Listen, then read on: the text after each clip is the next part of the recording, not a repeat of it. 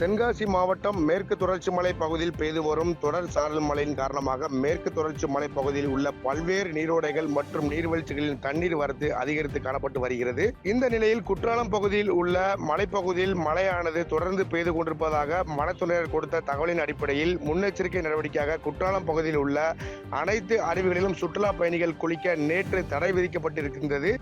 இந்த நிலையில் இன்று 2வது நாளாக குற்றாலம் மெயின் அருவி, ஐந்தருவி, சிற்றருவி உள்ளிட்ட அருவிகளில் சுற்றுலா பயணிகள் குளிக்க தடையானது நீடிக்கப்பட்டுள்ள நிலையில் புலியருவி மற்றும் பழைய குற்றால அருவி உள்ளிட்ட அருவிகளில் மட்டும் சுற்றுலா பயணிகள் குளிக்க அனுமதி வழங்கப்பட்டுள்ளது.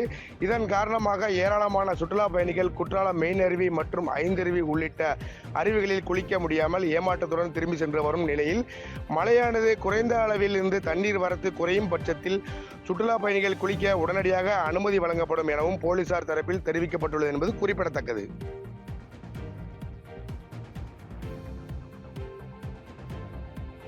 பாதகம் செய்பவரை கண்டால் நாம் பயங்கொள்ளலாகாது பாப்பா, மோதி மிதித்து விடு பாப்பா, அவர் முகத்தில் உமிழ்ந்து விடு பாப்பா.